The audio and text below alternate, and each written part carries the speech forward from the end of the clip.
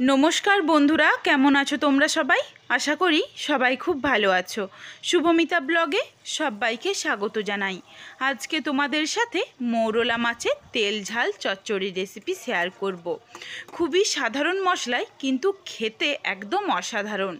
রেসিপিটা দেখতে ঠিক যতটা লোভনীয়, খেতেও কিন্তু ঠিক ততটাই সুস্বাদু। রেসিপিটা কেউ স্কিপ করো না, স্কিপ করলে কিন্তু কখন কোন মশলার অ্যাড হলো সেটা তোমরা বুঝতে পারবে না। এই জন্য তোমাদের কাছে আমার অনুরোধ রইল, রেসিপিটা কন্টিনিউ করতে থাকো। আর আরেকটা অনুরোধ রইল, বাড়িতে কিন্তু অবশ্যই একবার এইভাবে এই মৌরলা মাছের তেল ঝাল চচ্চড়ি রেসিপিটা ট্রাই করো। আশা করি রেসিপিটা তোমাদের অনেক ভালো লাগবে। চলো রেসিপিটা শুরু করি।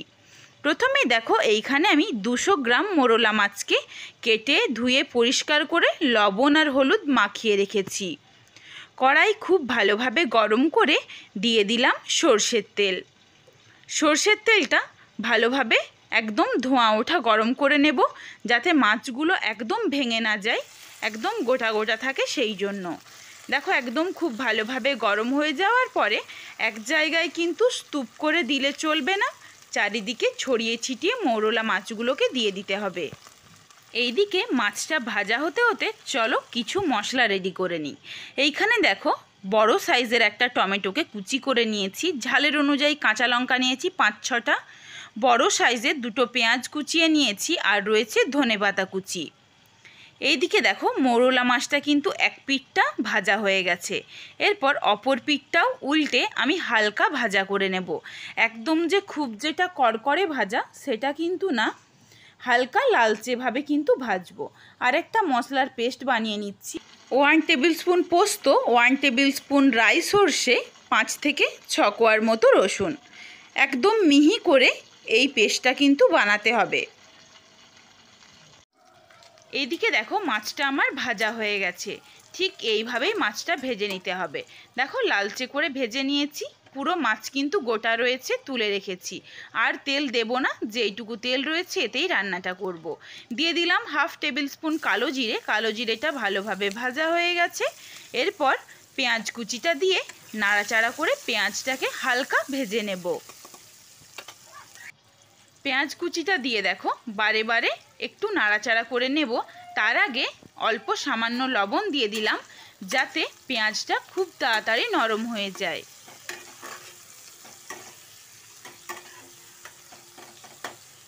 পেঁয়াজ কুচিটাকে নাড়াচাড়া করে দেখো এইভাবে ভেজে নিয়েছি। এর থেকে আর বেশি ভাজবো না। এরপর কুচি করে রাখা টমেটোটা অ্যাড করে নাড়াচাড়া করে টমেটোটাকেও নরম করে নেব। পেঁয়াজটা কিন্তু প্রথমে দেখো বেশি ভাজিনি, কিন্তু টমেটোটা নাড়াচাড়া করতে করতে পেঁয়াজটা হালকা একটু লালচে রং ধরে গেছে। টমেটোটা দেখো সুন্দরভাবে নরম হয়ে গেছে। এরপর এইখানে আমি হলুদের গুঁড়ো দিয়ে দিলাম পরিমাণ মতো, আর দিচ্ছি ঝালের জন্য লঙ্কার গুঁড়ো। লঙ্কার গুঁড়ো আর হলুদের গুঁড়োটার সাথে পেঁয়াজ টমেটো খুব ভালোভাবে একবার মিশিয়ে নিয়েছি। এরপর এইখানে আমি 1/2 ধনেপাতা কুচি দিয়ে দিলাম, আর 1/2 ধনেপাতা কুচি রেখে দিচ্ছি, পরে দেব। মশলার সাথে দেখো 1/2 ধনেপাতা কুচি সুন্দরভাবে কষিয়ে নিয়েছি। এরপর এইখানে সর্ষে, রসুন আর পোস্তর যেই পেস্ট বানিয়ে রেখেছিলাম একসাথে, তো সেই পেস্টটা দিয়ে নাড়াচাড়া করে নিচ্ছি 1 মিনিট মতো, যাতে রসুনের কাঁচা গন্ধটা চলে যায়। এই জন্য দেখো 1 মিনিট হয়ে গেছে, সুন্দরভাবে তেল ছেড়ে দিয়েছে। এরপর এইখানে আমি জল অ্যাড করে দেব। জল দিচ্ছি 1 কাপের থেকে একটু বেশি। জলটা ফুটে যাওয়া অবধি অপেক্ষা করব। এই সময় কিন্তু জলটা না ফুটিয়ে কোনোভাবেই মাছগুলো দেওয়া যাবে না, তাহলে মাছগুলো ভেঙে যেতে পারে। সুন্দরভাবে দেখো ফুটে উঠেছে। এরপর এর সাথে মাছগুলো অ্যাড করে দিলাম। মাছগুলো দিয়ে দেওয়ার পরে ফাটিয়ে রাখা কাঁচা লঙ্কা আর যে 1/2 ধনেপাতাটা রেখে দিয়েছিলাম, 1/2 ধনেপাতা কাঁচা লঙ্কা একসাথে অ্যাড করে দেব। এই কাঁচা লঙ্কার ধনেপাতার ফ্লেভারটা কিন্তু মাছের মধ্যে খুব সুন্দর আসে।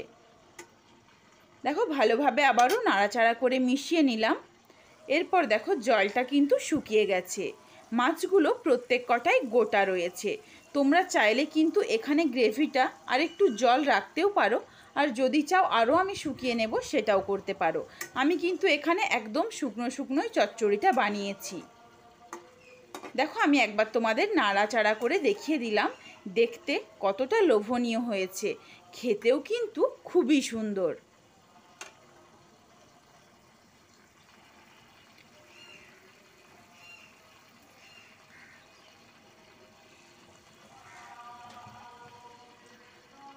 মাছগুলো দেখো হয়ে গেছে রেডি।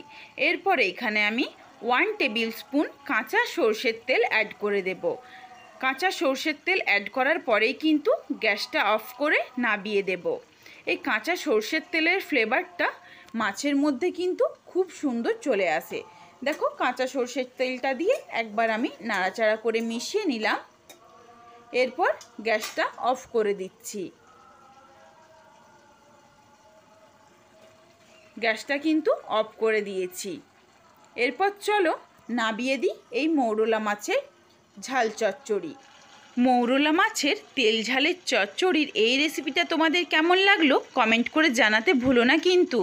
যদি ভালো লাগে লাইক করো, কমেন্ট করো, শেয়ার করে বন্ধুদের দেখার সুযোগ করে দিও। তোমরা যদি এই রকম নিত্য নতুন রেসিপি আরও দেখতে চাও তাহলে অবশ্যই আমার চ্যানেলটিকে সাবস্ক্রাইব করে পাশে থাকা বেলটি অন করে অল নোটিফিকেশান অন করে রেখো, যাতে আমার প্রত্যেকটা রেসিপির নোটিফিকেশান সবার প্রথমে তোমাদের কাছেই পৌঁছে যায়। সবাই ভালো থেকো, সুস্থ থেকো। আবার শীঘ্রই হাজির হচ্ছি নতুন কোনো এক রেসিপি নিয়ে। পরবর্তী রেসিপি দেখার আমন্ত্রণ রইল। ধন্যবাদ।